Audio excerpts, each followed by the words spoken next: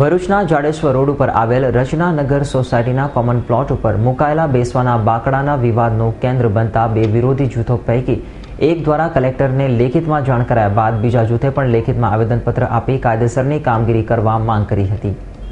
ભરૂચના જાડેશ્વર રોડ ઉપર જીઈબી કચેરી પાછળની રચના સોસાયટીના વિભાગ 1, 2 અને 3ના પ્રવેશ માર્ગ પાસેના કોમન પ્લોટ ઉપર છેલ્લા 25 વર્ષથી ટાઇલ્સના બાકડા મૂકવામાં આવ્યા છે। આ બાકડાઓ પર વયસ્ક નાગરિકો ઉપરાંત સ્કૂલ તેમજ ઓટો રિક્ષાના રાહ જોતા સોસાયટીના રહીશો તેમજ અન્ય લોકો બેસતા હોય છે।